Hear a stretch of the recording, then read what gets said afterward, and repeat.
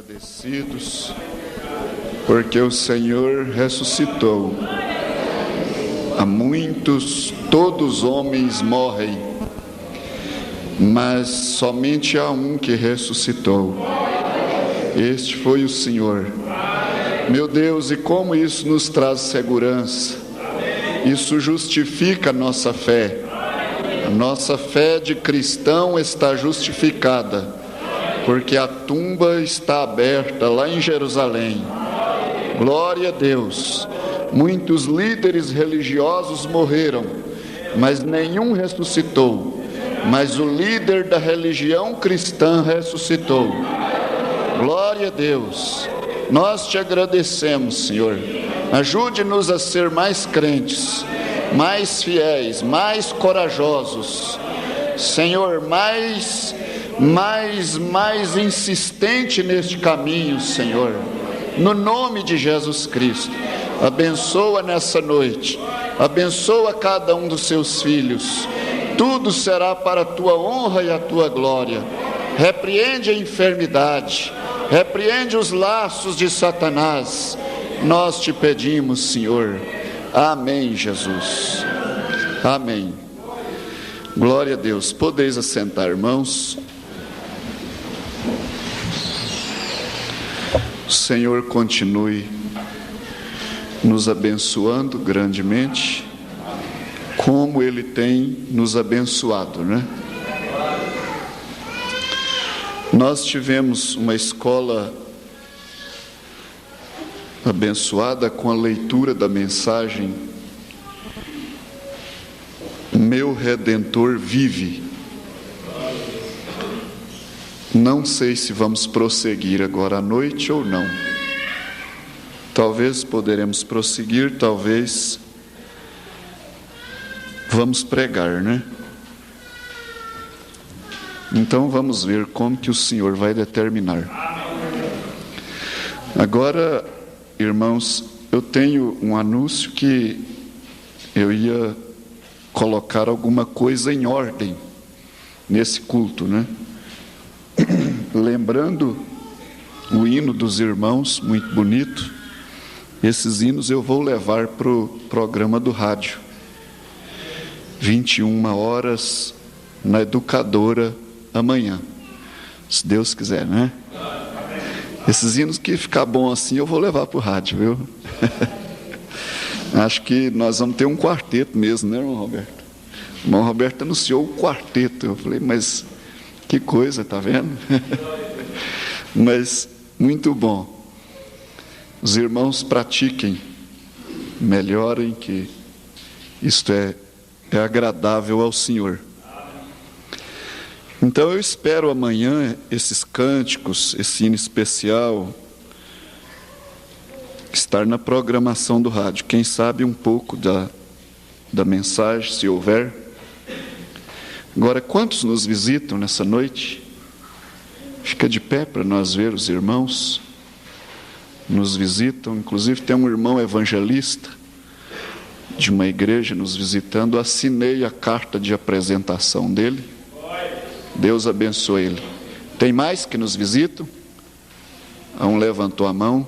O Senhor vos abençoe no nome de Jesus Cristo. Sejam bem-vindos entre nós, né? Irmão de Lamar, será que o som está bom, irmão? Hoje de manhã eu sacrifiquei minha garganta. Acho que nós vamos comprar mais microfone, né? Eu acho que está precisando de abrir um pouquinho mais, está um pouco fechado, né? Para esses hinos assim ter mais opção. Se Deus quiser, nós vamos encaminhando tudo, né? Agora meu caderno está aqui.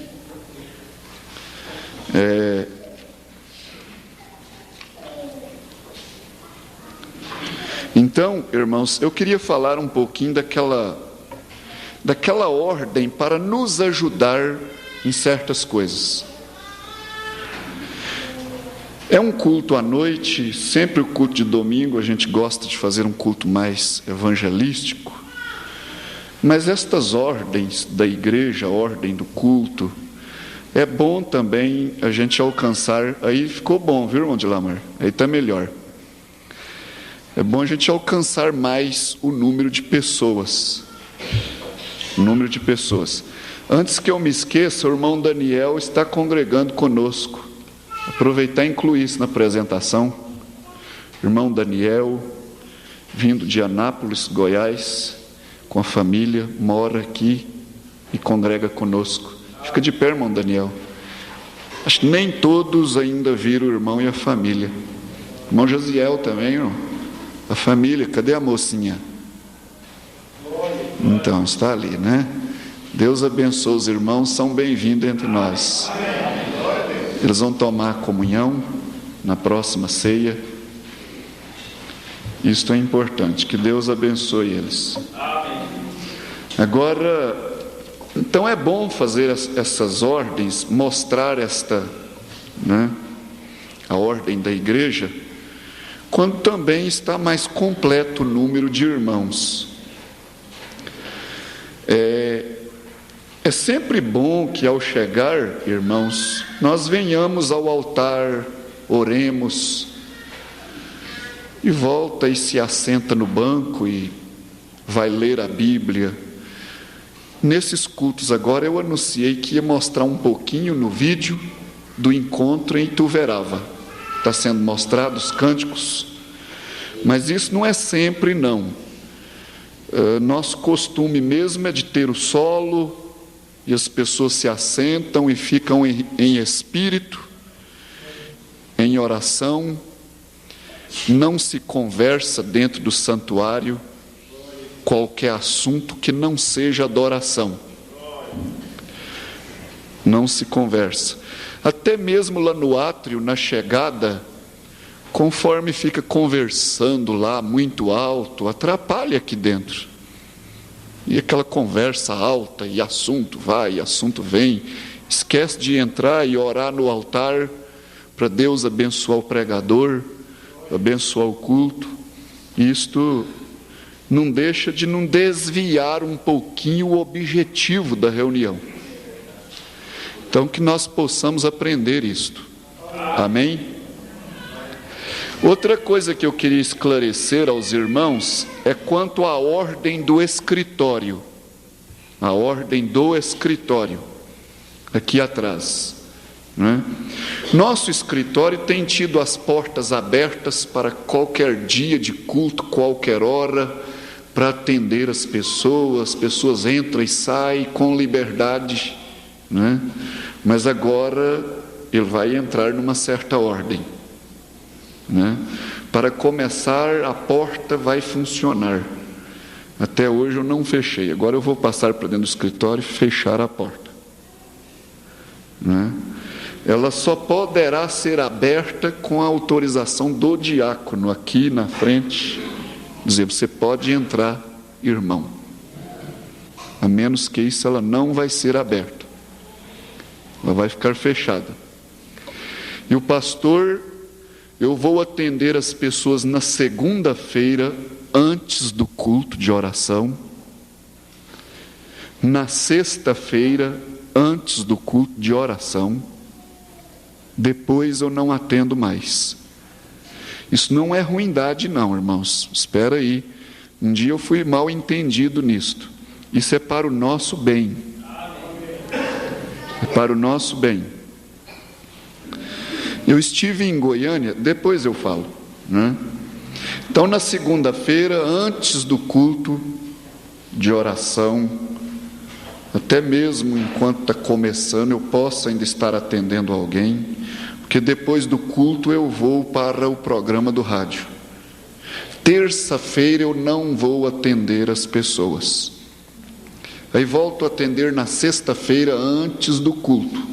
Depois do culto eu já não atendo mais. Aí vou voltar a atender no domingo após a escola dominical. À noite, antes do culto, nem depois do culto, eu não vou atender. Nada, nenhum problema, nenhuma dificuldade. A pessoa vai esperar segunda-feira. Isso aí precisa entrar em ordem. Pastor que fica, e eu tenho observado isso tem nos causado um certo prejuízo. Então, pastor, ele precisa ficar ali em meditação antes de entrar e pregar. Tem muito problema seu que vai ser resolvido com a palavra.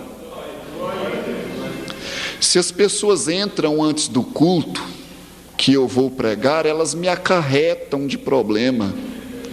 E uma coisa e outra, e uma desordem e outra, e uma levadeza que teve ali, e me lança tudo aquilo, e eu saio aqui, de repente, vocês veem. Então, não vou fazer mais isso. Eu estive no encontro de dezembro, preguei lá na quarta-feira, em Goiânia. O pastor Joaquim sentou comigo no escritório depois. Ele me falou assim: eu temo que o irmão entre numa estafa profunda. Ele me falou que eu estava conversando com ele determinados assuntos. Ele disse: eu tenho um temor que o irmão entre numa estafa profunda. Ele falou: por exemplo, aquele casal que veio lá do seu campo, aqui no encontro, que eu atendi no escritório, porque as pessoas chegam lá, querem conhecer o pastor Joaquim, quer pegar na mão dele, mas entra no escritório e assenta e vão. E o pastor Joaquim é contado os minutos dele. Assim, aquele casalzinho amável, mas assenta no escritório e ó. Se você faz isso lá no seu campo, você ouve todo mundo, o tempo que eles querem, a hora que eles querem, você está perdido. Você vai se arrebentar. E é verdade. Você termina um culto abençoado, quando acaba você vai para casa estourado, porque o assunto ali. Outra hora você tem que entrar para pregar, entra o irmão, porque isso, porque aquilo, porque assim, porque e o outro vem, pastor, e minha vida, e a vida do irmão, e e eu estou lá, entrar para pregar. Quando acaba eu entro aqui, a coisa pode desviar para outro lado. Então isso aqui é para o nosso bem. Isso aqui é para o nosso bem. Então o pastor vai atender na segunda-feira antes do culto, sexta-feira antes do culto, terça-feira eu não atendo ninguém, estou de descanso. No domingo, após a escola dominical, o pastor atende as pessoas. Antes do culto à noite não, nem depois do culto à noite não. Vai chegar na segunda-feira. O diácono vai estar ali para uma pessoa, antes de entrar lá, ela vai perguntar: posso entrar lá?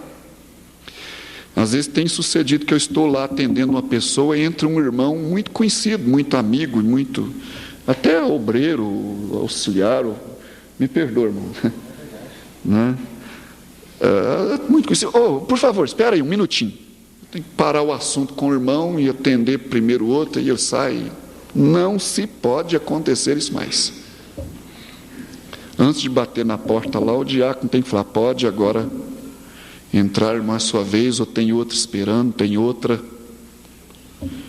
Não tem jeito, né? Teve um tempo que eu fui fazer isso, teve um diácono que se opôs e disse: isso é errado. Ele está no mundo hoje, viu? Isso é errado, tem que estar à disposição. Então, eu espero que a igreja compreenda isso e me ajude. É para o nosso bem. Amém?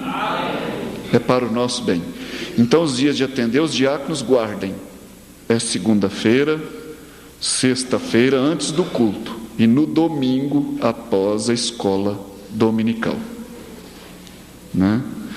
Agora, se um obreiro, um auxiliar tem uma coisa muito necessária, ele me avisa que fala: pastor, estou com tal assunto e precisava um minutinho, então é aquele assunto assim que nós temos que resolver. Aí a gente entende lá e aí eu passo a atender as pessoas.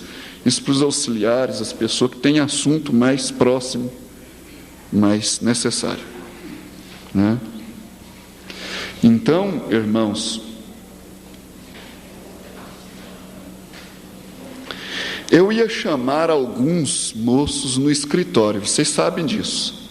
Eu avisei isto, né? Não quero ser rude, irmãos. Não quero ser...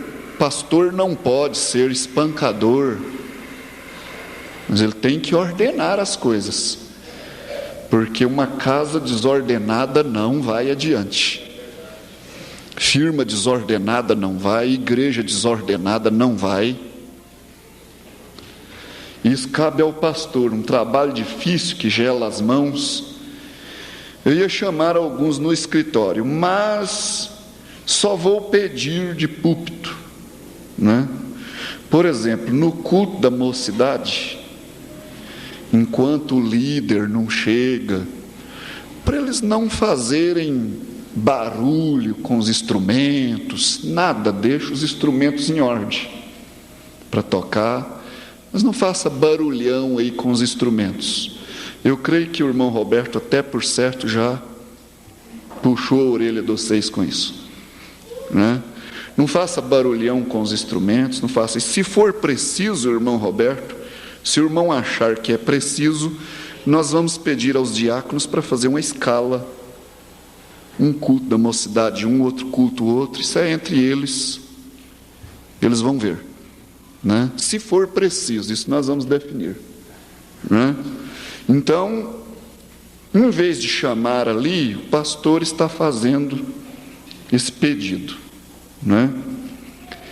Então, irmãos, que seja um pedido, que os instrumentos fiquem em ordem aí, que não aconteça isso.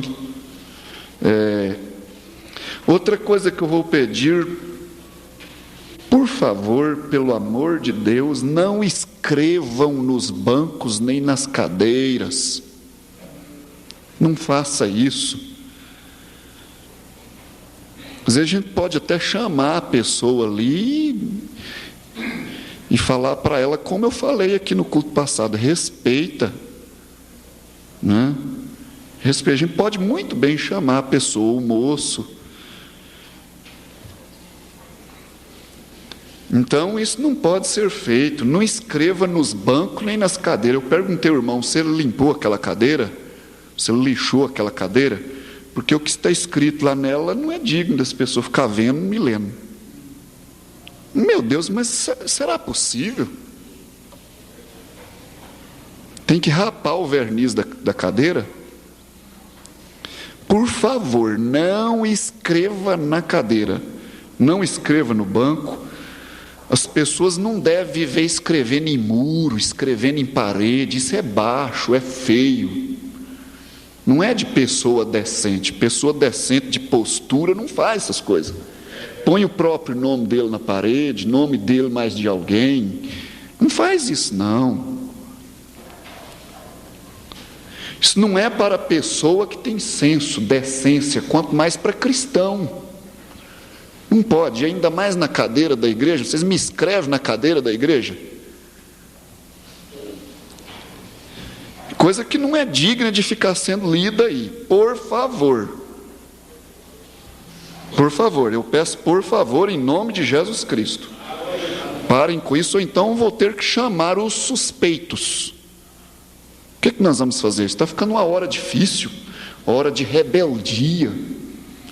A hora na face da terra é de rebeldia. Tudo rebela. Tudo rebela. Funcionários rebelam, né?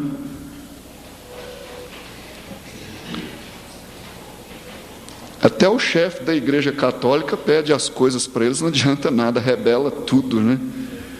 É hora de rebeldia. É hora de rebeldia. Pouca submissão. Agora eu estava orientando uma irmã, ela me permita trazer esse exemplo com sua criança, se ela está ou não sei, porque isso é para ajudar.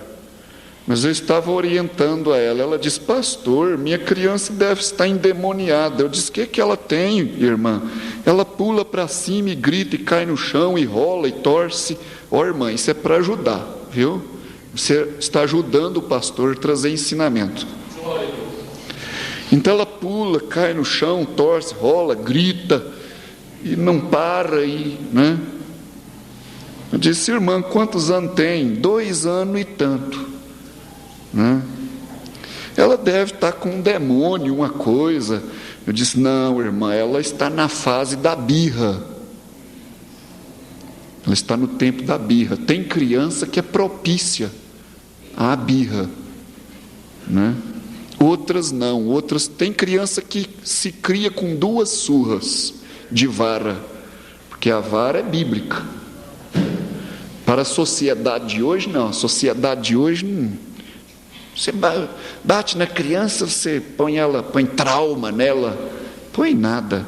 Depois quem vai pôr trauma nela é a polícia. Aí a polícia põe trauma mesmo, porque você tem um cacetete, né?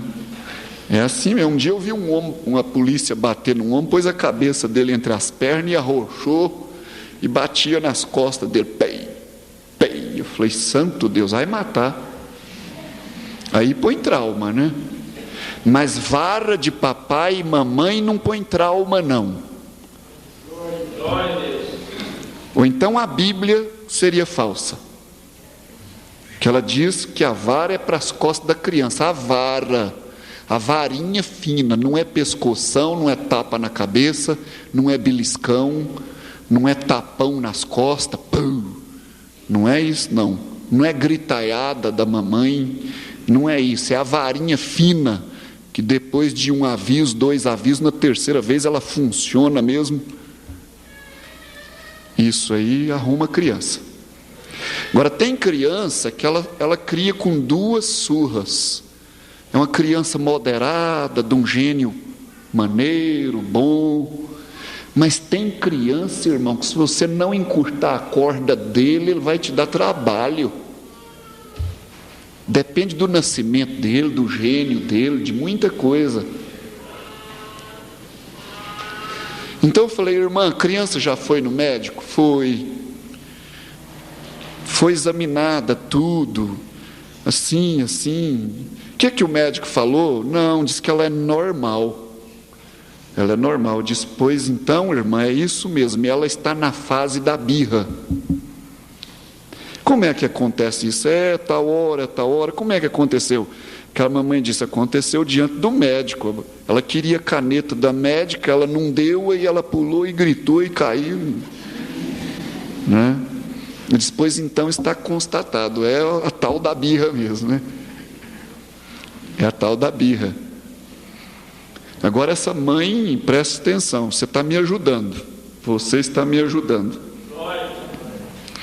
Então eu tive esse exemplo na minha casa, nas minhas crianças, né? Eu tenho uma criança que ela teve essa fase da birra desse jeito, cair no chão e rolar, e a mãe não estava dando conta, a irmã Olindina não dava conta mais. Eu falei, então deixa comigo agora. Eu comecei a conversar com a criança, você não rola assim não, que você apanha, o papai te bate, a vara. Não rola assim não. E fui conversando com ela, mas ela foi continuando, aí o dia eu preparei as varinhas boas. Não é vara que você dá 2 varadinhas e fica só o toco na sua mão, não. Não é vara de flor de maravilha. Não é isso não, é uma varinha de marmelo, varinha de tamarino, varinha de leiteiro. Você bate mesmo até e ela aguenta. Olha, irmãos, parece que nós temos que descer lá no fundo das coisas e ensinar as menores, os rudimentos.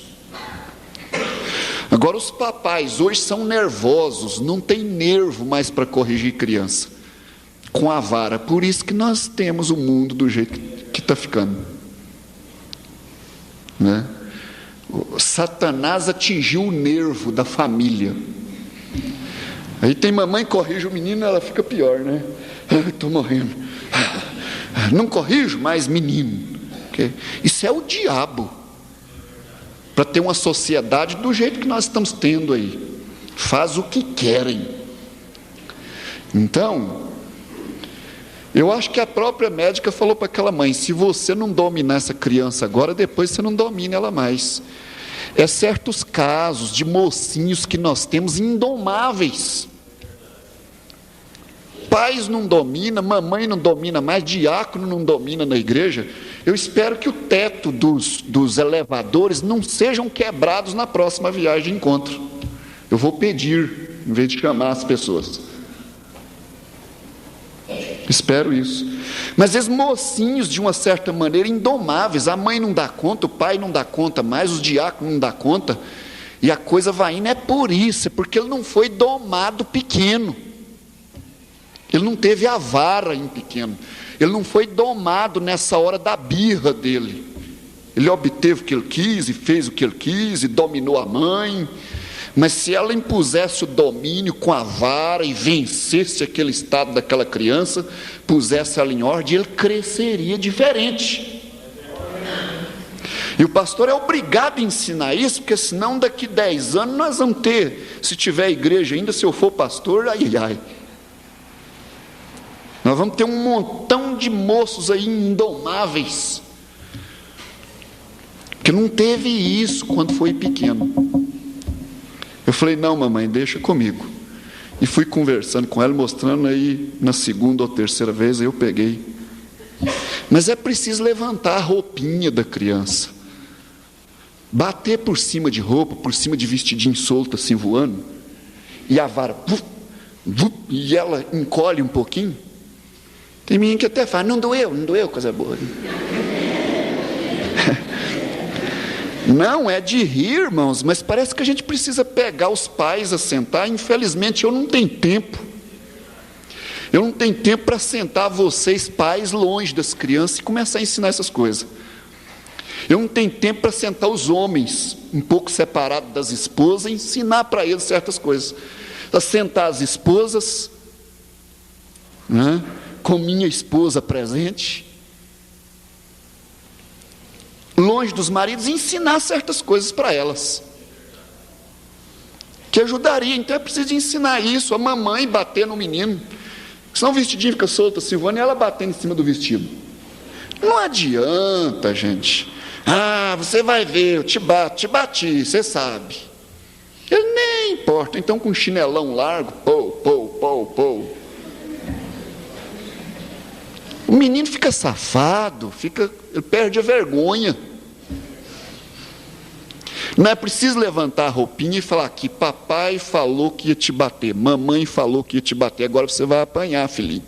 Não, pelo amor de Deus, não, você vai apanhar agora que não tem jeito.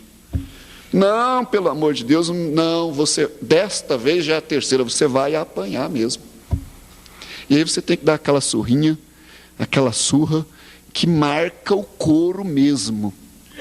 Não faz mais, às vezes, sair uma aguinha assim no vergão.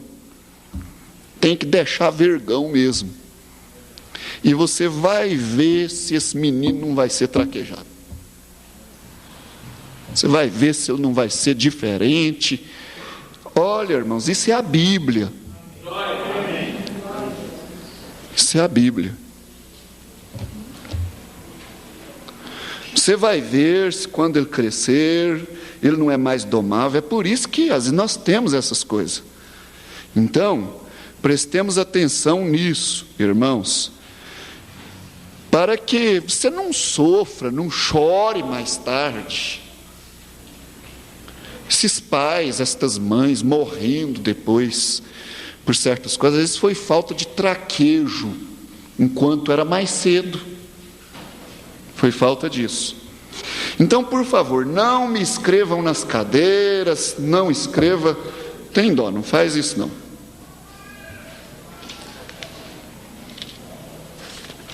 Parece que nós vamos demorar muito, hein? Tem dó, pastor. Mas a gente, para ensinar essas coisas, custa caro, viu, irmão? Queria estar pregando para vocês aqui, né? Saltando e alegrando, mas precisa dessas coisas. Precisa dessas coisas. Agora,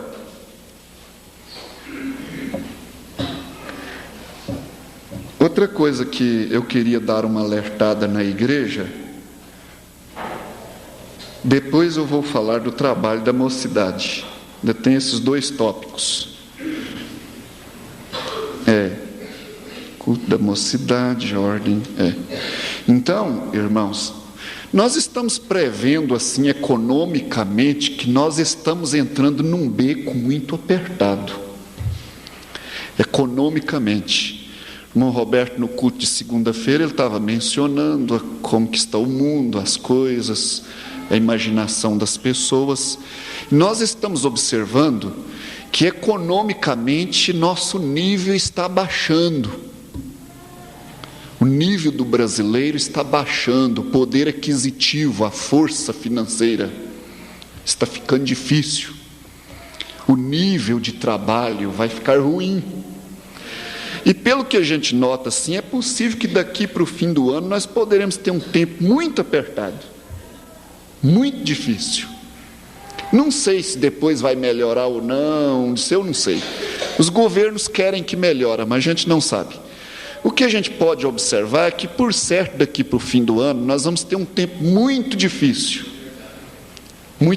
com nível financeiro, nível econômico, nível de emprego, de trabalho baixando. Então eu daria um conselho como um pastor para a igreja, e eu diria: você fique firme, você não brinque, não tente fazer mudança nessa hora na sua vida, não pense em buscar melhora. Fique firme, prudente naquilo que você está fazendo, no seu emprego, trabalhe com prudência. Isso não é só porque vai ficar ruim, não.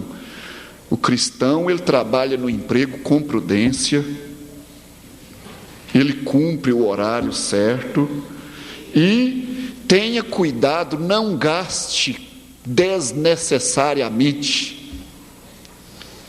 Agora muitos vão dizer: mas o que eu gasto desnecessário? Eu tenho até falta.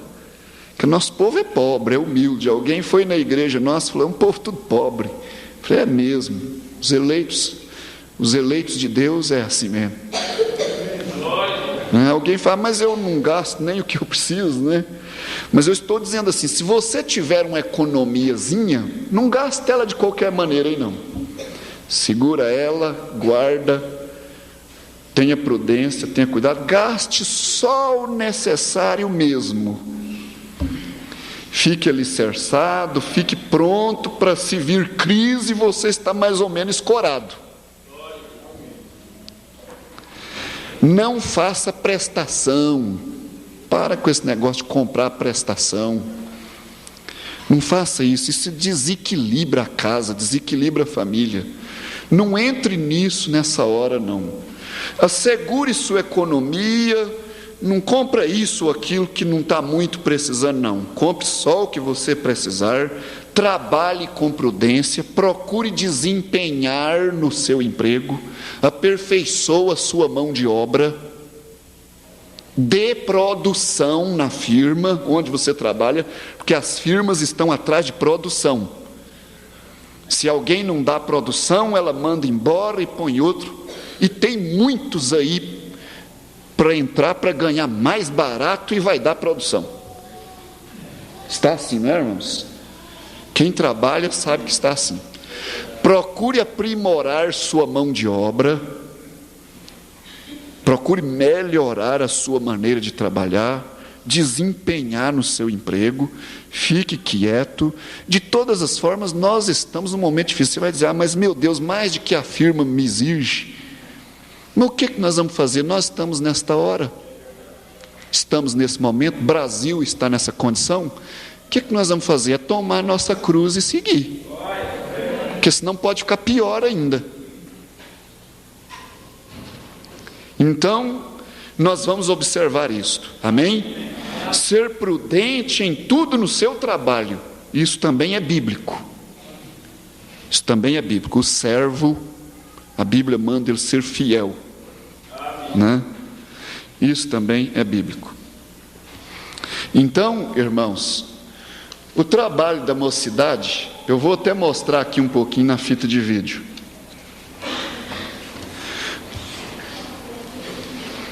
Glória a Deus. O Senhor nos ajude. O Senhor me ajude. Me ajude a orientar, né? Sem maltratar, sem machucar, mas me ajude a orientar e mostrar que nós não estamos brincando, não. A coisa está séria mesmo. A coisa está séria. Agora a mocidade, pastores estão tendo reuniões no sábado. O irmão Roberto está fazendo trabalho com eles. Solta a fita aí, irmão, do vídeo.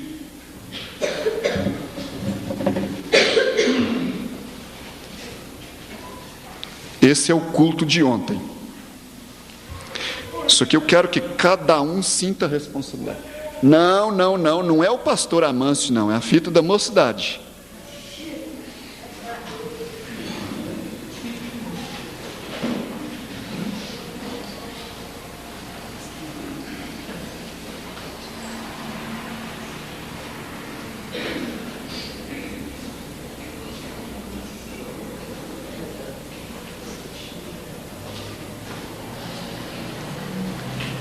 Ela deve estar errada. Eu queria aquele ponto do irmão Roberto falando sobre por que não somos uma denominação. Isso foi ontem.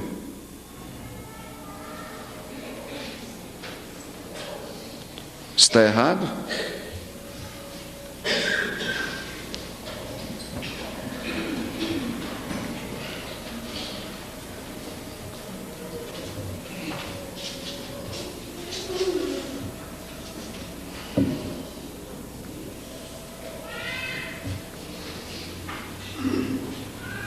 Agora nós temos como que 45 matriculados. É feita uma chamada. Nós temos como que 45 matriculados. Agora, ali está passando, depois, né? Depois entra em ordem.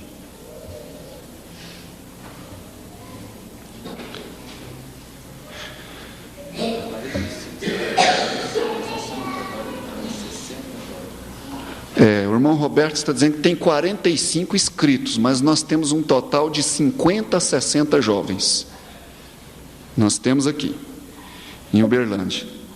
Viu, irmãos?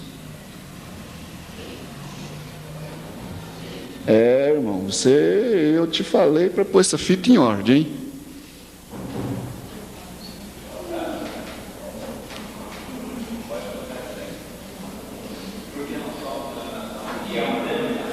Isso.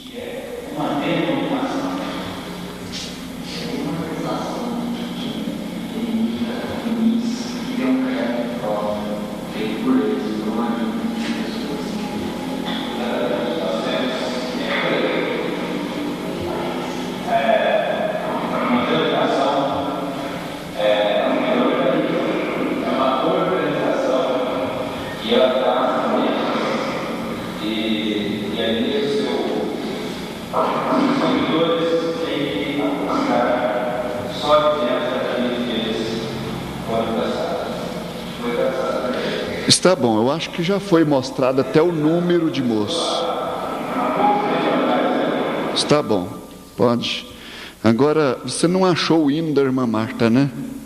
Está na fita, mas não achou. Queria apresentar isso de bom, né? De excelente. Ela não achou ali, irmã Marta. Não sei se felizmente ou infelizmente a irmã diria, né? Não sei. Então, mas agora nós temos em torno de 50, 60 moços, mas 45 na chamada.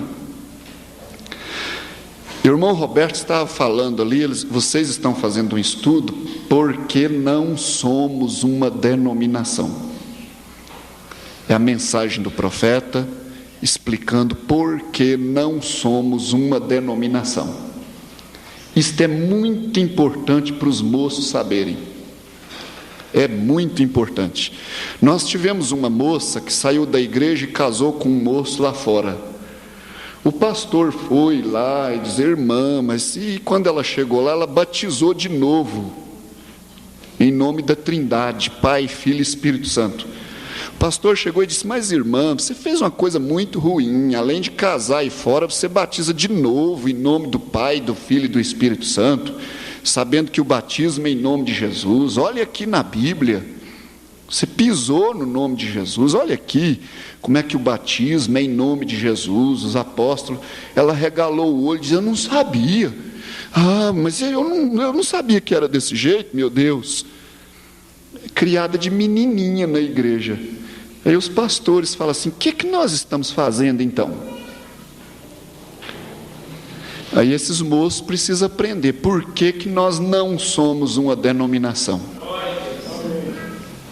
Vocês viram o irmão Roberto falando?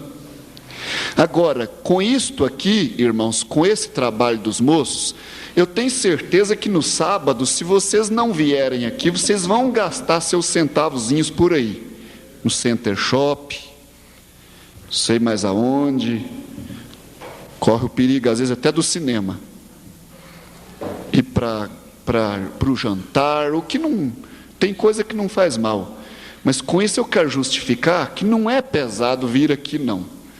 Deus vai abençoar vocês.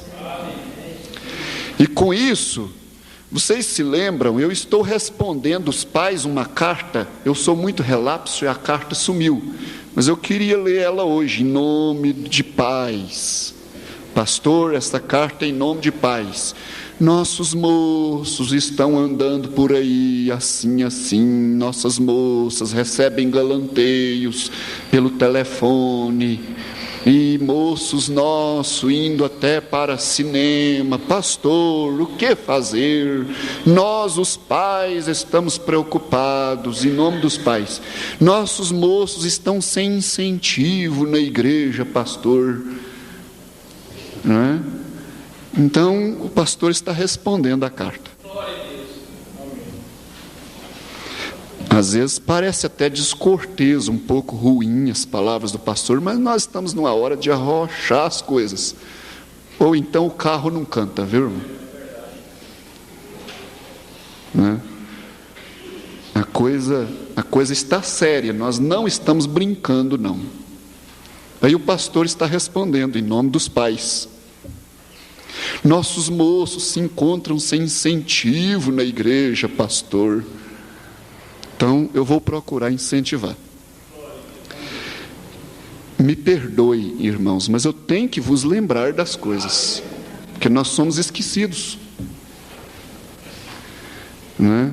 Vocês compreendem que isso me aperta que estrala os ossos. Aperta o pastor que estrala os ossos. Né? Então, o irmão Roberto vai seguir com esse trabalho no sábado, né, para os moços, de por que não somos uma denominação. Eu estive conversando ali com ele, e os moços vão aprender mesmo, entender por que nós não somos uma denominação.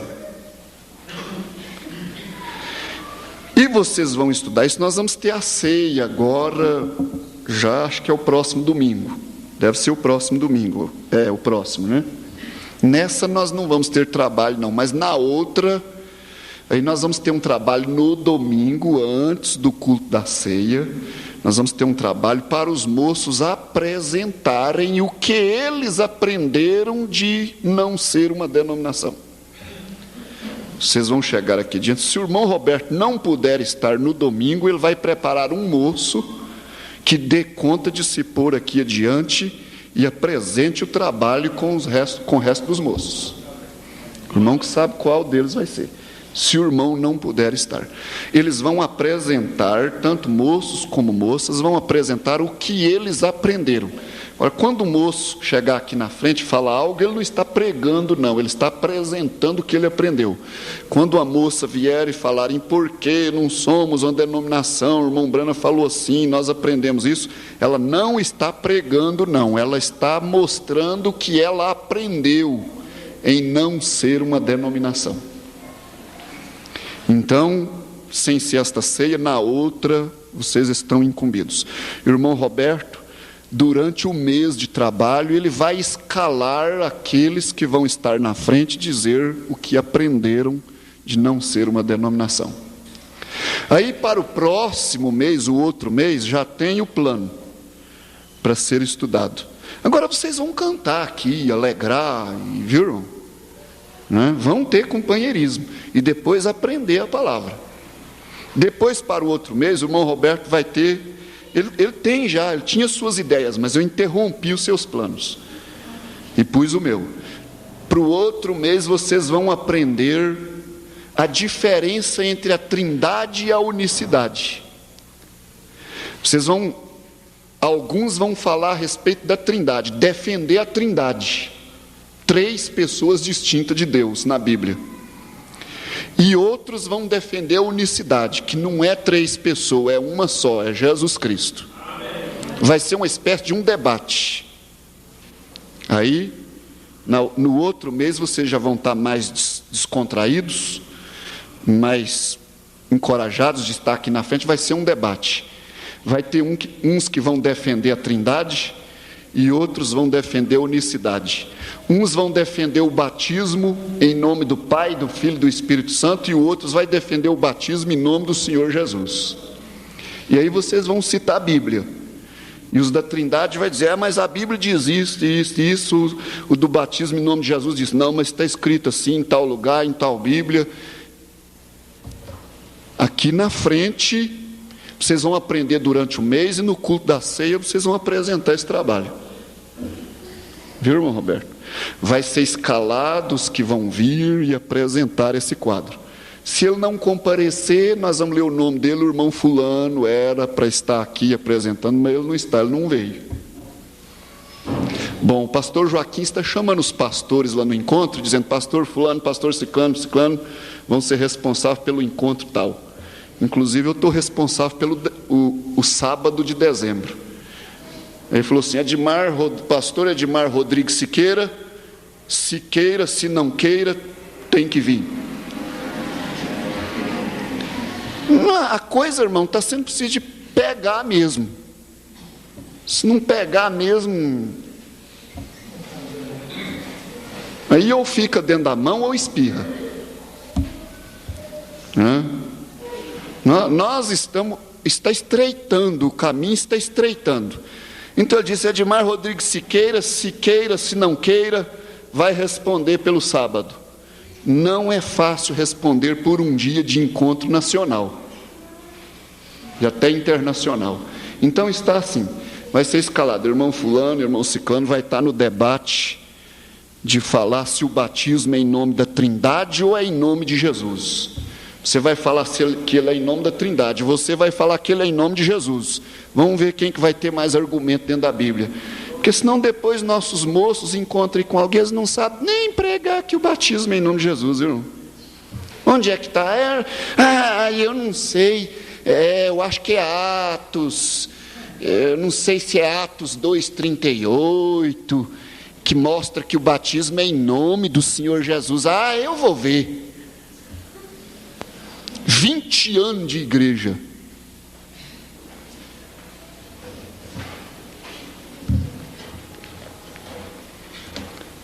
Não, meu Deus. Eu vou falar para vocês, minhas mãos estão geladas, viu? Está gelada.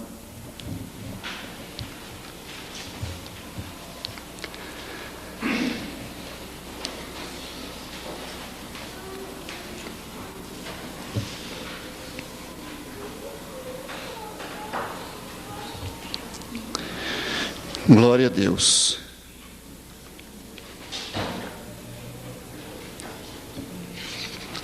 Então, irmãos, eu acho que eu mostrei tudo que eu tinha aqui. Essa diversas coisas que eu queria colocar em ordem. Agora, irmãos, me deixa falar um pouquinho do lado positivo, né? É bom ter aquele apreço. Nós estamos num tempo que Satanás tem tirado isto. Satanás tem tirado isto, né, da igreja. Principalmente a igreja que fica com a palavra. Fica com a palavra, com a Bíblia. Não é fácil. Nós estamos numa hora que o lago está congelando. Isto é próprio do fim dos dias. Nós temos que ter uma luta tremenda dentro de nós para manter a fé que uma vez nos foi dada.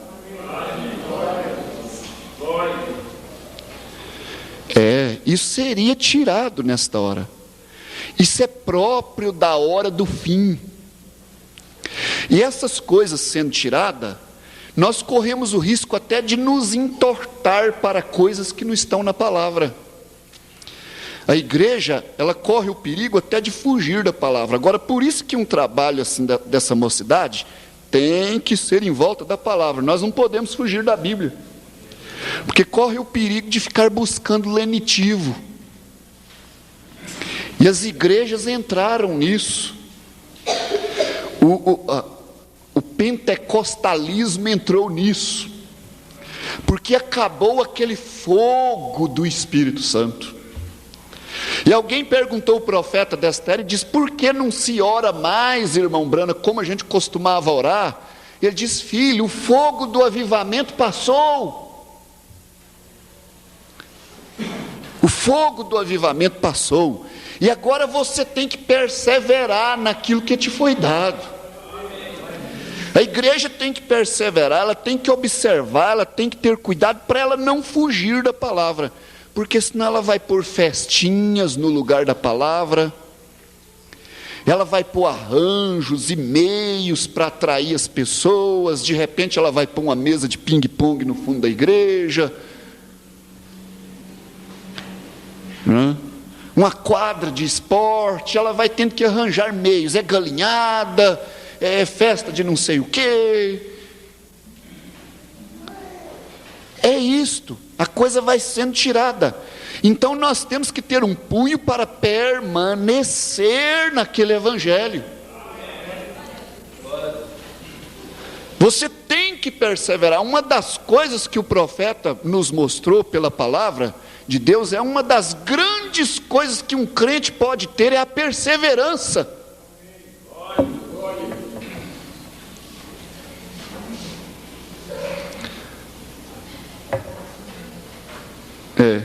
Mas espera aí, agora solta a fita do pastor Amâncio para mim, irmão.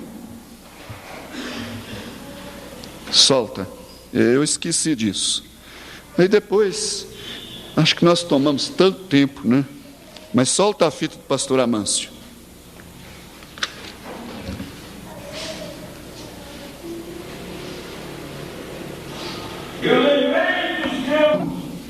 Aí está. Nós estamos mesmo bem armados. Nós estamos bem armados. Nós precisamos reconhecer isto. Bíblias, mensagens, estudo como estas mensagens nos dá, né? Cultos, reuniões, empenho. Meu Deus, nós estamos bem armados. Você está bem armado para lutar contra o inimigo. Agora, às vezes precisa de um mestre ensinar como usar essa arma, né? Você tem uma arma poderosíssima na sua mão, mas às vezes não está sabendo usar. Essa arma é a palavra. Ela é poderosíssima, mas às vezes não está sendo usada corretamente, não está sabendo usar, e você pode até morrer com ela, né? O profeta falou assim que às vezes é perigoso. Aquele soldado que não sabe o que ele tem na mão, ele pega a coronha da espingarda e vira para lá, né? E a boca do cano para cá e sai atrás do inimigo, né? É só o inimigo chegar e puxar o gatilho, né? Pode acontecer isso com a arma poderosa na mão, com a coronha para lá e a boca para cá. Mas que nós temos uma arma poderosa na nossa mão, nós temos. A palavra de Deus com revelação.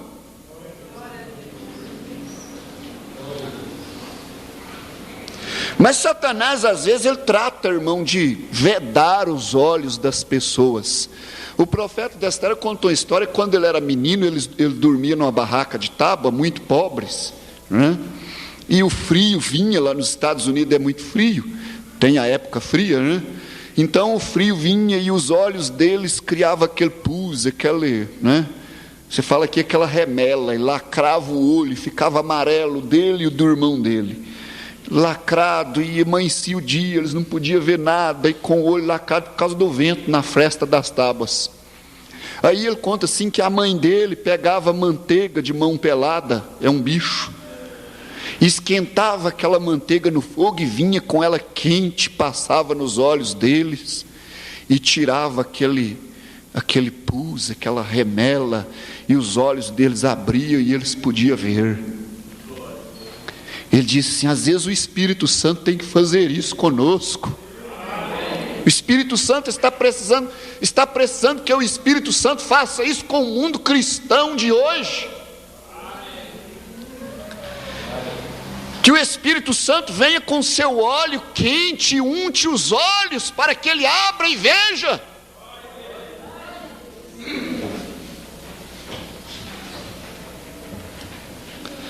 Glória a Deus, porque Satanás é o trabalho dele fazer isso, vedar. Vai vedando seus olhos e vai te pondo tão assim, você vai ficando tão sem prestígio em si mesmo, e se sentindo tão abatido, tão decadente, e sempre dizendo: eu não sou nada, não dou conta de nada. Na verdade não damos conta de nada, não sou ninguém, estou tão fraco, ah meu Deus, só a sua misericórdia. Mas talvez Deus teria uma palavra para nós assim: marcha! Porque junto do Mar Vermelho, o povo clamou. O povo clamou e disse: está apertado, Senhor, e agora? O mar na frente, o faraó atrás, as montanhas de lado, o que nós vamos fazer, Moisés? E Moisés clamou ao Senhor, disse: Senhor, nós estamos cercados. Sabe qual foi a resposta de Deus para o povo? Ele falou assim: diga ao povo que marcha. Ah, meu Deus, que resposta! Diga ao povo que marcha, mas o mar está na frente, Senhor. Marcha! Levanta o seu pé, que para ele descer eu provenho as coisas. Às vezes é isso, mas Satanás nos põe só a clamar, e Deus está nos dizendo: marcha, segue para frente. Mas ela diz: Senhor, como que eu faço isso? O que você tem na sua mão? O que Deus pôs na sua mão? Uma vara. Mas o que Deus pôs na nossa mão? Satanás tem que se sujeitar a isso, sujeitar à palavra. Cita a palavra para ele. É onde o crente esconde do inimigo, e atrás da palavra de Deus. Jesus venceu a Satanás sempre citando o que estava escrito, sempre dizendo para ele: está escrito. E Satanás era tão poderoso, e na verdade ele é poderoso, depois de Deus ele é o maior. E você só poderá com ele se você estiver com Deus. Tem homem nenhum que pode com ele, mulher nenhuma pode com ele, se você não estiver com Deus. Mas a Bíblia diz que aquele que está em nós é maior. Aquele que está em nós é maior do que aquele que está no mundo, porque o mundo jaz no maligno. As nações estão no maligno. Os governos estão. Ah, isso é forte demais, mas é verdade. Satanás era poderoso, pegou Jesus e levou lá para o pináculo do templo. Você já pensou? Pegar Jesus e levar lá? O que ele pode fazer com você? Pegou Jesus, levou ele, pôs lá em cima e falou: te dou. Não, ele era para saltar, né? De lá. Mas ele levou Jesus e pôs num lugar alto e falou: te dou tudo isso aqui, ó, cidades bonitas e reinos do mundo, se você ajoelhado me adorar, prostrado me adorar. Quer dizer que é tudo dele?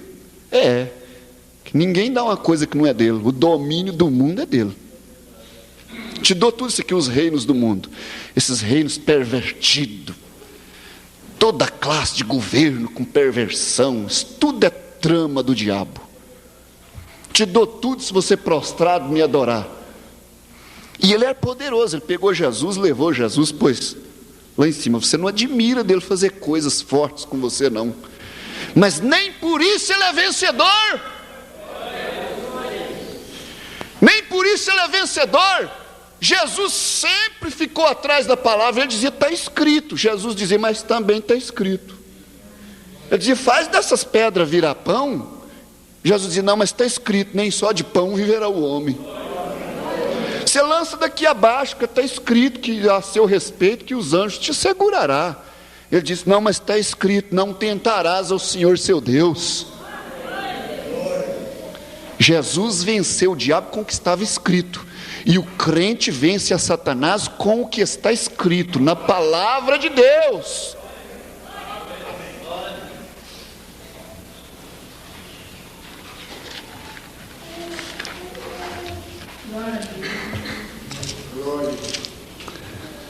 Os entendidos, pois, resplandecerão como o resplendor do firmamento, e os que a muitos ensinam a justiça refugirão como as estrelas, sempre e eternamente.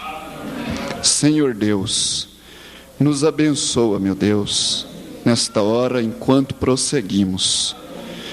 Já falamos muito, Senhor, mas eu quero tomar alguma coisa mais, que o Senhor nos ajude a aprender nessa noite.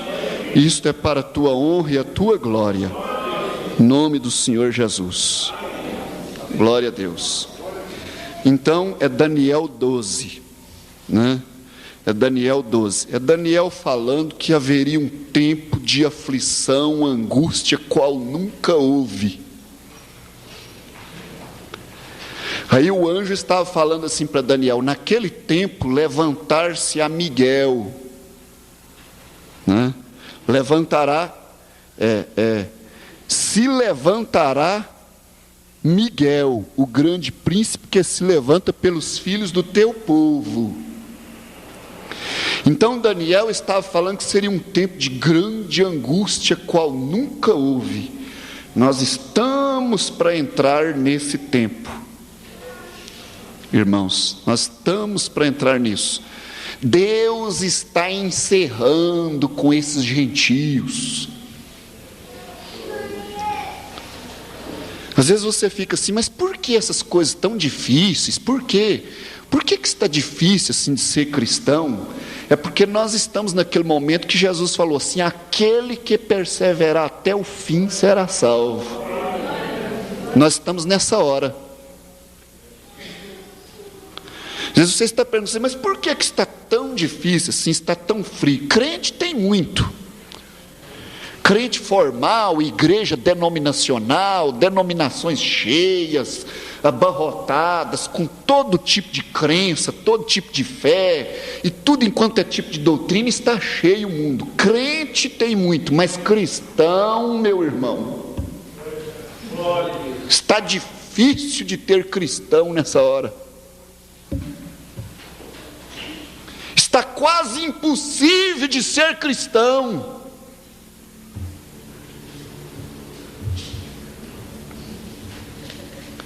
Se você for olhar para a Bíblia, como os cristãos do passado caminharam, tanto foi que eles andaram pelas cavernas da terra, escondido, o mundo ficou em tal condição que não dava condição para ele ser cristão.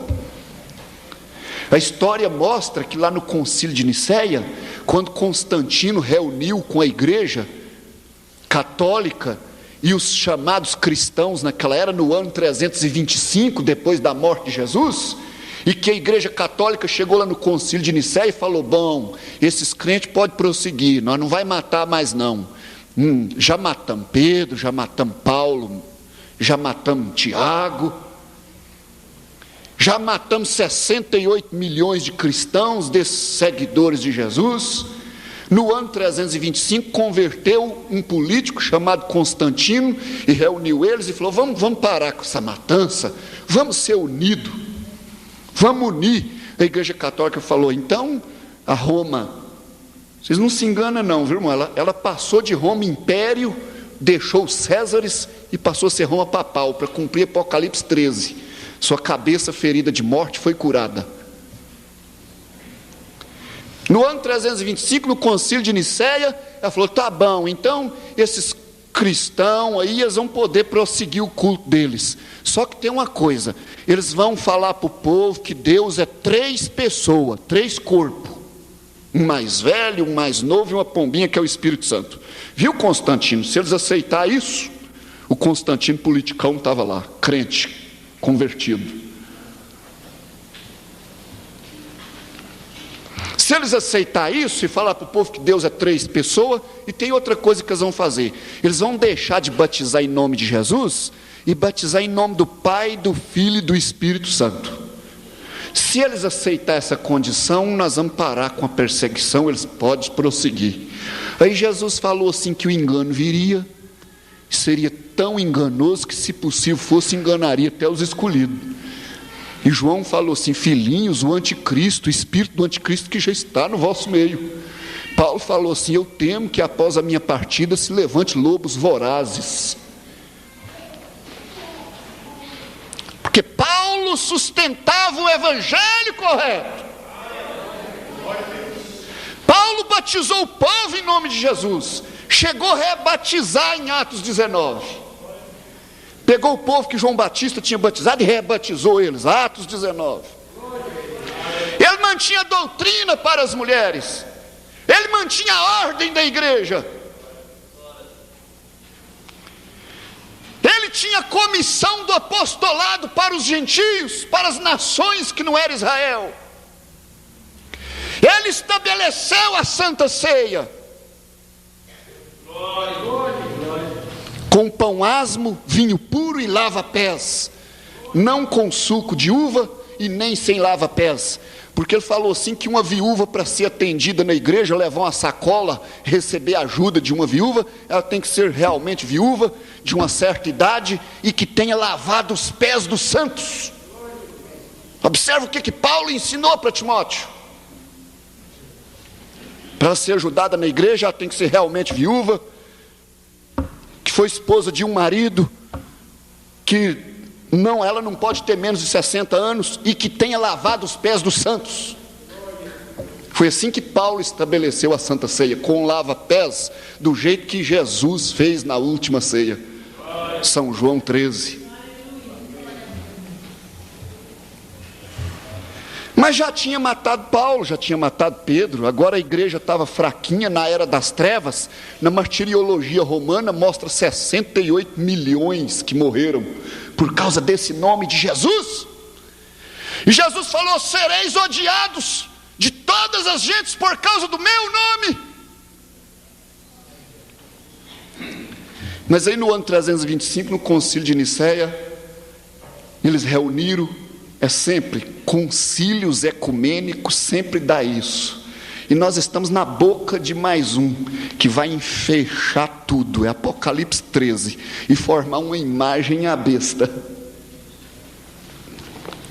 Viu, irmãos? Isso é só um profeta que podia mostrar isso para nós. Mas nós estamos na boca de mais um concílio ecumênico no mundo. É para enfechar tudo, e a cabeça disso tudo vai ser a Roma.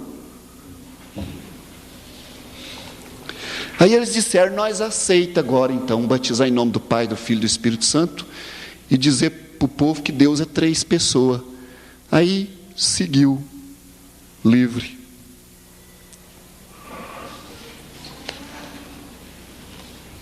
Mas Deus falou assim: eu restaurarei nos últimos dias. Porque os discípulos interrogaram Jesus, falou assim: por que Elias tem que vir primeiro, Senhor? Por que quando chegar o fim, a hora do fim, por que diz os escribas que Elias tem que vir primeiro? Ele disse assim: Elias virá primeiro e restaurará todas as coisas. Elias virá, era no futuro. Aí eles dizem: mas é João Batista aquele Elias. Mas João Batista já tinha vindo. Aí Jesus falou assim: Elias virá e restaurará. João Batista já tinha vindo. Aquela profecia é dupla, com diferença de 2000 anos, um evento do outro para se cumprir. Porque o espírito de Elias repete 5 vezes na terra. Ele trabalhou tão bem da primeira vez que ele repete 5 vezes. E sempre que Elias vem, encontra as mesmas circunstâncias na terra. Quando o primeiro Elias chegou, ele trabalhou tão bem, viu, irmãos? E ele encontrou um Acabe pervertido, casado com uma Jezabel, uma mulher pervertida que não era nem de Israel. E aquela mulher pervertida simboliza uma igreja pervertida. E aquele Acabe governo simboliza o Estado. É o Estado casado com a igreja, porque mulher na Bíblia sempre fala de igreja. Quando você vê falar mulher na Bíblia, é igreja. Quando você vê lá em Apocalipse uma mulher assentada sobre uma besta de cor de escarlata, aquilo é uma igreja. Mulher na Bíblia é igreja. E aquela Jezabel representando uma igreja pervertida. E o Acabe o Estado. negociando os dois, e a igreja trabalhando para o Estado, fazendo obra filantrópica e fazendo obra de Estado. Não, a igreja não foi posta para fazer o papel do Estado. Ela tem um papel espiritual. E o Elias chegou, e a Jezabel pervertida, Israel naquele estado, ele deu duro contra aquilo, e os filhos de um pouquinho naquele tempo, que eles chegaram a desaparecer. Elias falou: Senhor, só eu fiquei, me mata, porque olha que situação que está, mataram os teus profetas, só eu fiquei, Senhor, olha que situação, tudo pervertido. Deus deitou ele, deu água para ele, deu comida para ele, deu sono para ele, depois levantou ele: Elias, coma mais, beba mais, você está cansado, você está esgotado. Tem hora que Deus precisa pôr a gente para descansar um pouquinho. Ele te põe para descansar um pouquinho. Às vezes você está muito fadigado, você está esgotado. Elias também passou por isso. Come, bebe, Elias, porque você ainda tem uma caminhada longa para frente. Senhor, mas todo mundo morreu, só eu fiquei. Ele falou: não, Elias, tem 7.000 escondidos por aí. Senhor, não tem mais ninguém, não resta ninguém mais que sustente a verdade do Senhor. Aí Deus falou: não, Elias, tem 7.000 por aí, fica quieto, porque eles estão por aí, eles creem igual você crê. Da mesma maneira, eu os guardei, 7.000 que não dobraram seu joelho. A situação é essa em dias de Elias. Aí o segundo Elias veio, porque falou: dá-me porção dobrada do seu espírito. Mas quando ele chegou, ele encontrou de novo um Herodes casado com Herodias. Encontrou de novo o Estado e a igreja casado de novo, só que dessa vez estava mais aperfeiçoado. Aquela igreja já tinha uma filha, e a filha dançou na presença do rei e do Estado, e agradou o Estado, e o Estado fez oferta para ela: te dou até a metade do reino. E o profeta mostrou esta igreja mãe de Apocalipse 17, que tem suas filhas hoje, é a mãe das abominações da terra. Irmãos, vocês me perdoam, eu tenho aqui a linha de Daniel, não sei como que eu faço para entrar. Agora eu preciso terminar a linha de Elias, né? Para mim entrar na linha do Daniel. Elias 5 vezes na terra, então estava lá o quadro mais aperfeiçoado. Aí depois, né? Irmãos, eu acho que eu saltei. Vocês sabem que eu estou falando de João Batista, né? Ainda teve um Elias antes disso, chamado Eliseu. O Eliseu foi a segunda manifestação do Espírito de Elias. Mas quando a terceira manifestação, isso não é espiritismo e reencarnação, não.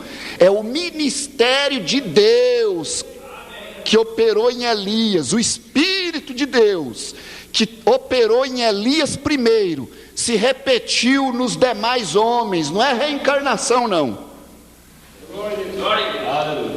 Porque Eliseu falou assim: quero porção dobrada do seu espírito, e ele recebeu.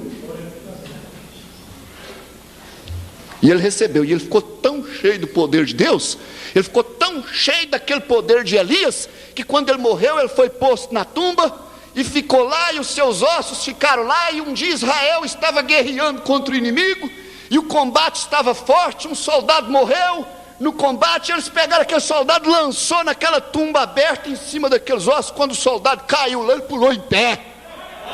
O poder de Deus ainda estava nos ossos de Eliseu. O soldado caiu lá e pulou em pé, ainda tinha poder vivificador, porque falou: quero porção dobrada do seu espírito. Mas aí veio o terceiro, João Batista, precursando a primeira vinda de Jesus. Malaquias 3: eis que eu envio meu anjo diante da minha face. É Malaquias 3, predizendo João Batista. Encontrou um Herodes, um Herodias, e agora já tinha filha. Eu já falei disso, o Estado e a igreja. João Batista encontrou isso antes da primeira vinda de Jesus. Elias Agora você lê São Lucas, e o anjo que apareceu para Zacarias e Isabel, para Zacarias no templo, falando que Isabel teria um filho, que era João Batista, que é o terceiro Elias. O anjo falou assim: ele virá em poder e virtude de Elias. Aí a quarta vez, onde está o quarto ministério de Elias? Não é Malaquias 3, é Malaquias 4. Antes do grande e terrível dia do Senhor, eu vos envio o profeta Elias. Aí os discípulos perguntaram lá no dia de Jesus falando de pedra, não ficar sobre pedra. E eles falaram assim: por que os escribas dizem que Elias tem que vir primeiro? São Mateus 17:11. Jesus falou assim: em verdade Elias virá primeiro. Aí você lê aquela escritura hoje, eles dizem: mas isso é João Batista. Mas Jesus falou assim: Elias virá. João Batista já tinha vindo, ele já tinha até morrido na prisão. Jesus falando de uma profecia dupla, com diferença de 2000 anos, o cumprimento de um evento do outro. Ele falou assim: em verdade, antes que não fique pedra sobre pedra, Elias virá primeiro e restaurará todas as coisas. Lá em Malaquias 4 ele diz assim: a fé dos filhos aos pais, pentecostais, pais apostólicos, nossos pais apostólicos, nós somos filhos, por isso estamos de volta ao evangelho dos apóstolos, ao evangelho de Pedro, de Paulo. Elias teria esse trabalho, e Jesus falou: Elias virá e restaurará tudo isso que a Roma estragou no ano 325, no concílio de Nicéia, falando para o povo que Deus é 3 pessoas, que o batismo é em nome do Pai, do Filho e do Espírito Santo. Elias restaurará isso. Elias virá. Ele falou assim: mas digo-vos que Elias já veio e não conheceram. Aí ele falou de João Batista, para aquela hora, para aquele tempo. Ele disse: Elias da agora já veio. Mas antes ele disse: mas Elias virá e restaurará todas as coisas. Restaurar uma coisa que estava estragada. E Malaquias 4 diz assim: antes que venha o grande e terrível dia do Senhor, eu vos envio o profeta Elias. É dia em que os ímpios se farão cinza debaixo da planta dos vossos pés. Agora, quando João Batista veio, o mundo não foi queimado com fogo, não. Aquilo não foi grande e terrível dia, não. Aquilo foi dia glorioso, dia de concerto. O anjo do concerto veio. Mas Malaquias 4 é antes do grande e terrível dia do Senhor, para cumprir aqui, Daniel 12, tempo de angústia qual nunca houve. Antes desse tempo de angústia vir Elias viria, para restaurar estas coisas que ficaram perdidas. E onde está a quinta manifestação de Elias? Está em Apocalipse 11, 2 oliveiras que estão diante de Deus. Elas estão lá guardadas, elas virão para os judeus. A quinta manifestação de Elias não é mais para os gentios, porque o Senhor Jesus já levou sua igreja no arrebatamento. Ele leva a igreja no arrebatamento e vai tratar com os judeus, porque Deus não trata com gentios e judeus ao mesmo tempo. Ele parou com os judeus e dispersou eles por todas as nações e enviou Paulo para os gentios. Agora está cumprindo quase 2000 anos para as nações. A igreja se encontra no estado em que está. Como eu disse em princípio, nós vemos o lago congelando. Impossível de ser cristão nessa hora. Vamos ter que sair daqui. Deus está terminando com os gentios para voltar para os judeus. Por isso Israel está lá. Em 1948 se tornou uma nação. 2000 anos espalhados pelo mundo, pagando o preço do sangue de Jesus, caindo sobre a cabeça deles do jeito que eles pediram.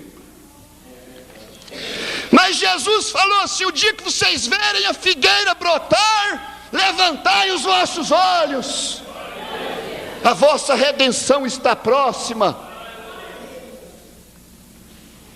Eu sentei no escritório de um advogado, mais um irmão, ele falou assim: mas a Bíblia tem muita coisa esquisita. Nós sabemos que Jesus matou aquela figueira quando ela não tinha fruto lá, e a figueira continua dando fruto até hoje. A Bíblia é muita coisa esquisita. Um advogado culto mesmo, um dos melhores da cidade. Eu disse: doutor, aquilo era figurativo. Aquela figueira era Israel. Jesus veio e procurou fruto nela, não achou. Aí ela foi amaldiçoada e morreu. Aquilo é Israel, doutor. Israel pereceu mesmo, espalhou pela terra por 2000 anos, sumiu a nação de Israel. Era a figueira que Jesus procurou fruto, não achou. Os discípulos passaram no outro dia e disseram: Senhor, não vê que a figueira morre? Ele demorou mais um pouquinho, pregou outra parábola para eles e falou assim: o dia que vocês virem a figueira brotar, levantai os vossos olhos. Amém. Não é maravilhosa a Bíblia? Amém.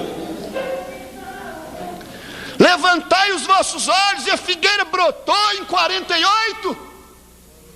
Israel está lá, e eles choram no muro da lamentação, dizendo: nós queremos o Messias. Perguntaram para aqueles velhos na hora de entrar no avião: para que vocês vão voltar para lá, para a Palestina, para morrer? Eles disseram: não, para ver o Messias. Deus está para encerrar com estas nações gentias, abaladas pelo Evangelho.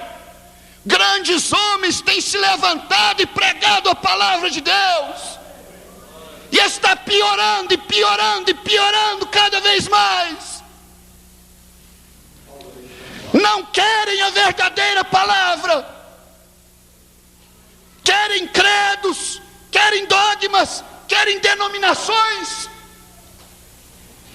pecado, apostasia. E nós estamos vendo o nosso próprio estado. Você que não se assegura não, e não diz: Senhor Jesus, me ajude, porque a hora é esta. Deus está parando com essas nações, elas irão na bancarrota cada vez mais. Só tem prostituição e nudismo, e com o nome de Jesus na boca. Um país que tem uma vergonha de falar que é cristão. Você é cristão nada, você é romano. Cristão não. Cristão não anda nu nas ruas desse jeito não. Mulher cristã veste. Uma cristã não corta seu cabelo, não pinta seus lábios, não mostra seu corpo. Mas isso está fracassando dentro da igreja. A palavra não pode manter mais de pé, porque os líderes, os pregadores querem saciar os seus ventres. Nós estamos nesta hora, mas Deus está encerrando com essas nações. Israel está lá chorando em aperto, com o OLP lá dentro, com o Vaticano fazendo pacto com eles, para cumprir Daniel 9. O príncipe que viria, faria um pacto com eles e depois usaria de engano. É para cumprir as 70 semanas de Daniel. Na metade da semana ele romperia o pacto.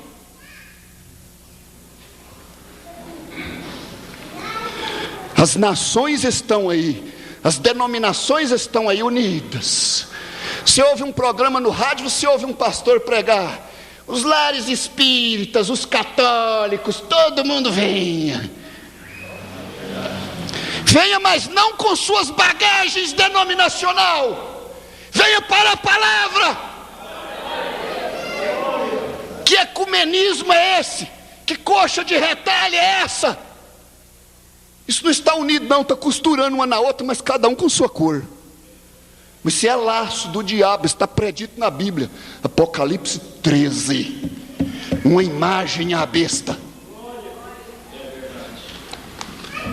E Deus está olhando isso, e as coisas estão indo como tem que ir. Ele tem enviado profetas. Israel está lá chorando. tudo se cumprindo diante dos nossos olhos, ou você está com remela no olho, precisa de um óleo quente de mão pelada.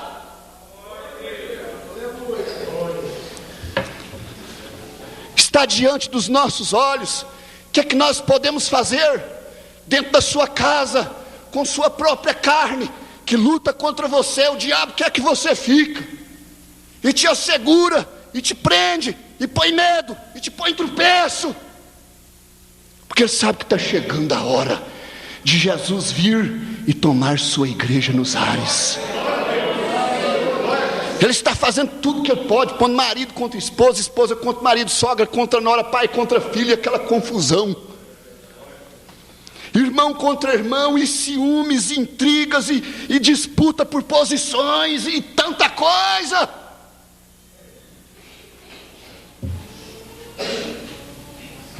Israel está lá dizendo: nós voltamos para ver o Messias, queremos ver o Messias chorando no muro da lamentação.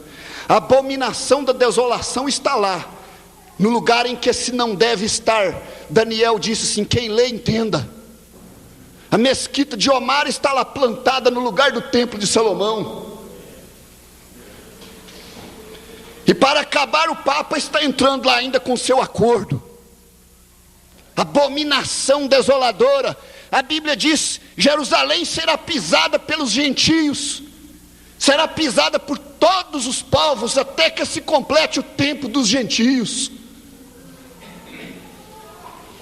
O tempo dos gentios está findando. Por isso nós estamos vendo a situação da maneira que está. Você será feliz se você tiver graça de entrar nos pés de Deus nessa hora.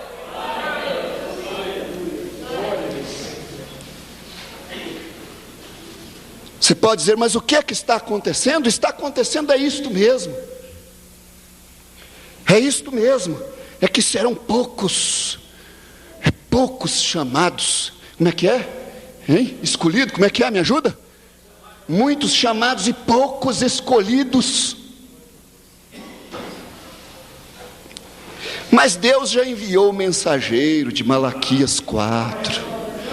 Ele já mostrou o engano que a Roma traçou, e está traçando, vai culminar num concílio ecumênico.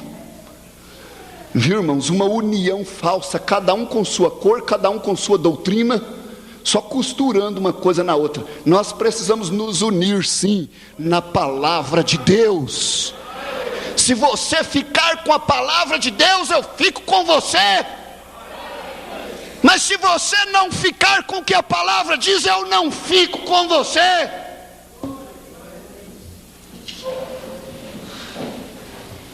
Começar do batismo. Mas aí, irmãos, Elias, será que vocês vão aguentar eu entrar na linha do Daniel? Não vai dar, né? Mas aí Elias virá pela 5ª vez. Porque Israel, ele crê nos seus profetas. Deus guardou 2 lá para eles. Porque o profeta desta era, o irmão William Marion Branham, ele disse assim que é um quadro muito dolorido ver Israel sendo cegado. Como é que Deus pode fazer uma coisa dessa? Mas Deus faz. E ele tipificou isso lá no Velho Testamento. Israel falhou em conhecer Jesus como Messias. Isso era propósito de Deus, para sobrar para nós, gentios. A Bíblia fala tanto que assim: fui achado dos que não me buscavam. Os profetas do Velho Testamento mostraram isso. A Bíblia no Velho Testamento estava mostrando que os judeus seriam cegados por Deus para sobrar para nós a salvação. Porque Deus não trata com judeu e gentio ao mesmo tempo, não. Isso está mais que provado na Bíblia. E o Velho Testamento mostrou, irmãos, quando José levou seus 2 filhos lá para Jacó abençoar, Jacó o patriarca, José levou seus 2 filhos, o primogênito que é Israel, símbolo O primogênito, eu me esqueci o nome deles lá, era Manassés e Efraim. Os dois filhos de José. José levou Manassés e Efraim. Eu creio que Manassés era o mais velho, tipificando Israel, primeiro. Efraim, tipificando gentios, os últimos. Não é? Que somos nós. Os primeiros são os derradeiros serão os primeiros. A Bíblia encaixando com Bíblia. Então José chegou lá para Jacó já velhinho, encostado na ponta do seu bordão. E chegou aqui, papai, os dois filhos para o Senhor abençoar. A benção maior era do primogênito, na mão direita. E o mais pequeno recebia a esquerda, uma bênção menor. Isso era a lei do Velho Testamento. Mas o Velho Testamento tudo aponta para Jesus. Aponta para o que Jesus ia fazer. Jesus está lá no Gênesis, no princípio da Bíblia, no cordeiro que foi morto. O profeta diz, eu creio que aquilo foi cordeiro, que tirou sua pele para cobrir Adão e Eva. Ele está no meio da Bíblia e ele está lá no fim da Bíblia. E vocês não pensam que quando Abel matou um cordeiro e pôs em cima da penha, aquilo já era Cristo?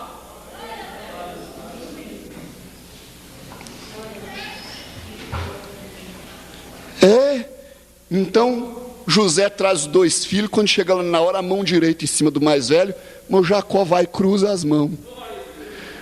Põe a mão direita, a benção maior em cima do mais novo, e a mão esquerda, a benção menor em cima do mais velho. José falou, assim não, meu pai, assim não, o mais velho é esse aqui, ó. Descruza a mão. Ele falou, não, meu filho, Deus cruzou minhas mãos. O profeta desta era veio e falou assim, aquilo era judeus e gentios. Era salvação vindo para nós os gentios através da cruz. Cruzou as mãos. Era salvação para gentios através da cruz. Lá estava simbolizado.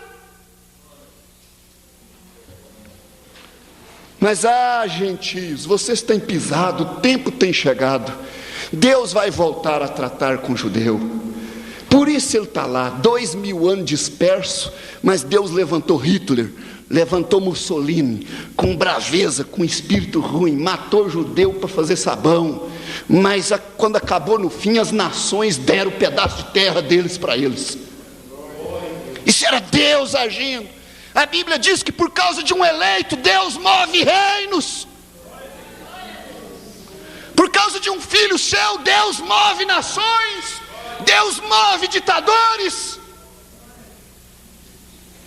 Israel está lá chorando, dizendo, nós queremos o Messias, numa pressão terrível de todos os povos. O Ismael está lá no pé do Isaac ainda até hoje. Aqueles árabes. A coisa está lá. E Deus tem dois profetas, porque eles creem nos seus profetas. Quando esses dois profetas chegarem lá e disserem para eles, aquele Jesus que seus pais mataram, verdadeiramente ele é o Messias. E quando os judeus verem os sinais que aqueles dois profetas, Apocalipse 11, vai fazer lá, eles vão conhecer eles e dizer, esses são profetas nossos, é Moisés e Elias. Esses dois é Moisés e Elias, porque lá no passado Moisés fez a água virar sangue. E o Apocalipse 11 diz que eles vão chegar lá e fazer a água virar sangue.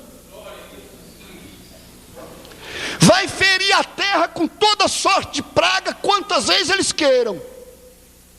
O profeta desta era falou assim, quem fez isso no passado foi Moisés. E judeu conhece Moisés. E o profeta falou assim, eles vão dar um tempo duro para essa besta velha, para essa Roma velha. E tanto é que no final da profecia deles, 3 anos e meio, a besta vai lá e os mata e os vence, porque eles terminaram sua profecia, porque eles judiou dela. É por isso que ela está indo lá fazer pacto com os judeus, é para entrar lá, ela vai estar lá, ela vai estar lá, ela vai estar lá dentro. É É para Moisés e Elias chegar e desafiá-la. Tempo de angústia qual nunca houve na terra, e as nações vão estar brigando e enrijecendo, e levantando exército, o reino do norte se levantando, que é a Rússia, o reino do oriente com uma multidão de soldados incontável, diz a Bíblia que é a China, tem o maior exército do mundo hoje. Eles estarão enrijecendo até que chegue a hora do Armagedon. Quando chegar a hora do Armagedon, que é lá em volta de Jerusalém, quer dizer, Monte Megido, aí virá o reino do norte. As águas do rio Eufrates secaram para passar o exército do oriente, e Deus vai fazer essa terra virar cinza, porque aí Ele já levou sua igreja no rapto. Ele já tirou 144 mil de Israel, que é 12 mil de cada tribo, através de Moisés e Elias. Agora você lê Apocalipse 11, eles ferem a terra quantas vezes eles querem, e cerra o céu para que não chova durante os dias da sua profecia. Quem fez isso no passado? Elias, cerrou o céu 3 anos e meio. Aí o mundo religioso diz hoje, é Moisés e Enoque, mas não é não, é Moisés e Elias. Agora, por que é que você pode dizer que é Moisés e Elias, pastor? Porque o profeta nos mostrou pela Bíblia que Moisés era um tipo de Cristo. Quando o povo rebelou e Deus ia destruir o povo, Moisés parou na brecha e falou assim: não, Senhor, não mata o povo não, porque que as nações vai dizer? Passa por cima de mim primeiro, me mata. Aí Deus aplacou, ouviu Moisés, respeitou Moisés. Era o Espírito de Cristo em Moisés. Isso não é glorioso, irmãos? Isso não é maravilhoso? Agora essas coisas é frutos de correção na escola dominical. Nós precisamos ser corrigidos para depois ser abençoados. Preciso ordenar o altar, preciso ordenar a casa, preciso ordenar a vida, para que a bênção de Deus venha. Moisés era um tipo de Cristo em tudo. E aí quando foi lá na hora da sua morte, ele morreu, foi sepultado no vale. Mas Judas escreveu no Novo Testamento que Satanás lutou com o arcanjo Miguel, caçando o corpo de Moisés, e não achava. E o arcanjo disse assim: o Senhor te repreenda. Ele procurou a sepultura de Moisés e o corpo de Moisés não achou. Agora nós sabemos que Elias foi para o céu no carro de fogo, simbolizando o arrebatamento da igreja. Está lá. E Moisés, ele ressuscitou, ele era um tipo de Cristo, ele morreu, mas ressuscitou. Como é que você pode falar isso, pastor? É porque muitos anos mais tarde, no Monte da Transfiguração, Jesus estava lá, Pedro, Tiago e João viu Moisés e Elias conversando com ele, vivos. É a Bíblia respondendo Bíblia. Eles estão vivos lá conversando com Jesus, com respeito a tudo que ia acontecer, a morte de Jesus e tudo. Pedro, Tiago e João viu isso no Monte da Transfiguração. E ainda agora eles estarão vindo lá para Israel. E vai dar um tempo tremendo lá. E as nações vão ter 3 anos e meio de grande angústia, qual nunca houve. Daniel chamou de tempos e metade de um tempo, 3 anos e meio. Apocalipse chamou de 42 meses, que é o mesmo 3 anos e meio. Ou 1260 dias, que é os mesmos 3 anos e meio.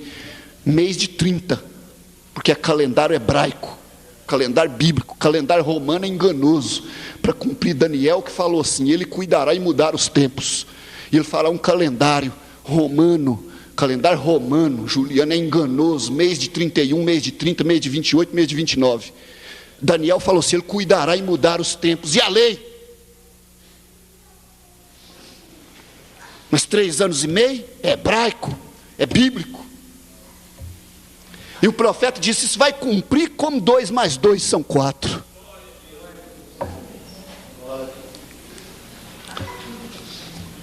Cinco manifestações de Elias. Onde que está a igreja, irmãos? Onde que nós estamos? Nós estamos margeando o arrebatamento. A esposa está para ir para casa com o esposo. A igreja, a esposa do Cordeiro, está para ser levada para as bodas do Cordeiro. Ela já casou no cartório, ela já foi lá, já recebeu o nome dele. Já passou a assinar senhorita fulana de tal dele. De Jesus. Batizada em nome de Jesus Cristo. Para ir morar com ele em casa. No lar celestial. Não é isso que o marido faz? Dá o nome, a assinatura dele para a mulher, para a moça, depois a leva para casa? Isso é um símbolo do celestial.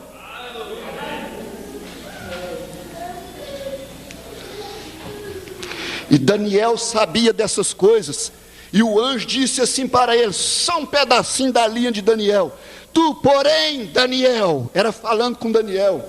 Tu, Daniel, porém, vai até o fim, porque repousarás e estarás na tua sorte no fim dos dias. Paulo veio em Hebreus 11, e diz que eles sem nós não foram aperfeiçoados. Estão esperando por nós. Daniel ainda está esperando para receber seu total galardão. Você vai, Daniel, persevere. Você que viu o fim dos gentios e o final dos gentios. Você, Daniel, que viu uma estátua com a cabeça de ouro, o peito de prata, o ventre e as pernas de bronze, as pernas e os pés de ferro e barro. E uma pedra caiu nos pés da estátua, bem no reinado de ferro e de barro, e a esmiuçou. Uma pedra cortada sem mão das montanhas. Veio das montanhas. Isso é o reinado gentílico que está terminando. O profeta ensinou para nós, aqueles pés de ferro e barro é Roma, é o reinado romano. Ele falou até o nome de 2 governadores que significa barro e ferro, Khrushchev e Eisenhower. Mostrou tudo, clarinho. Nós estamos nesta hora estava introduzindo esse reinado. Nós estamos nesse instante, mas Daniel disse assim que a pedra cresceu e encheu a terra. E é um reinado que jamais passará. Esse é o reinado do Senhor Jesus Cristo. Tu, porém, vai, Daniel. Você que enfrentou tempo difícil, Daniel. Você que em Babilônia resolveu ficar crente. Você que lá no reinado, onde não tinha igreja, não tinha pastor, não tinha Bíblia, não tinha moça crente para você casar, não tinha nada, você só tinha 3 companheiros junto com você, mas você disse: eu vou permanecer um crente, vou permanecer um cristão. Você, Daniel, você vai repousar e receber seu galardão. Que será de nós se não permanecermos nesta hora que está quase margeando o outro lado? Por que é que você vai deixar a sua cruz? Por que é que você vai trocar por alguma besteira? Lute, vença, chega do outro lado.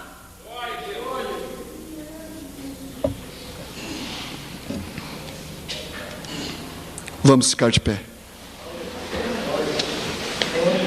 Senhor Jesus, rogo ao Senhor que nos leve para os nossos lares, com o seu povo abençoado, Senhor. Guarda a sua igreja em suas mãos. Senhor meu Deus, dá força para os seus filhos. Ó Senhor, conceda graça para lutar cada dia mais. Ajuda-nos a deixar as nossas carnalidades, nossas friezas, nossas negligências, e dizer: que arma eu tenho na minha mão? Como posso eu negligenciar isto? Senhor, me ajuda.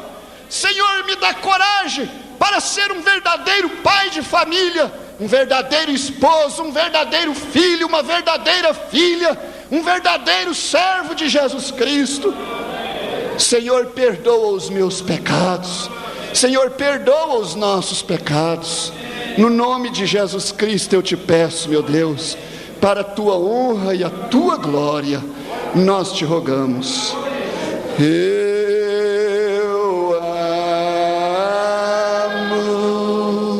Eu amo, porque primeiro me amo e comprou minha salvação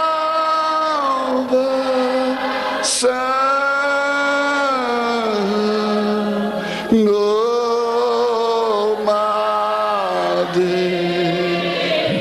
do Calvário. Você ama Jesus Cristo? Glória a Deus. Você quer lutar nessa batalha? Você quer ser um crente fiel, prudente? Quantos de nós às vezes estamos precisando ficar mais prudentes, irmão? Mais prudentes neste caminho. Talvez você não está sabendo o que é que você tem em sua mão. Tome cuidado, é algo poderoso. Deus te ajude, Deus te encoraje. Você diga: me dá coragem, Senhor, para ser um cristão mais prudente nessa hora. Tomar a sua palavra, me ajuda a fugir das coisas do mundo, Senhor. Eu estou ficando tão envolvido, tão esquecido, tão emaranhado nas lutas que Satanás tem trazido, luta de salário, luta de família, luta de doença, luta de dúvida na mente. A mente é o campo de batalha de Satanás. Luta com espíritos de cobiça, de adultério, e se envolvendo e se enrolando. Mas você pode saltar nessa hora pelo poder de Deus e dizer: eu quero escapar dessas coisas, Senhor. Me dá coragem para tomar a minha cruz. Glória a Jesus Cristo. Glória a Deus. O Senhor te abençoe. Toca, irmão. Toca o órgão, a guitarra, o contrabaixo, e você louve ao Senhor do seu coração. Honre ao Senhor Jesus. Quem sabe você tem até que dizer: me perdoa, Senhor Jesus, me perdoa, eu tenho sido negligente, o Senhor tem feito tudo. Glória a Deus. Pode solar, irmãos.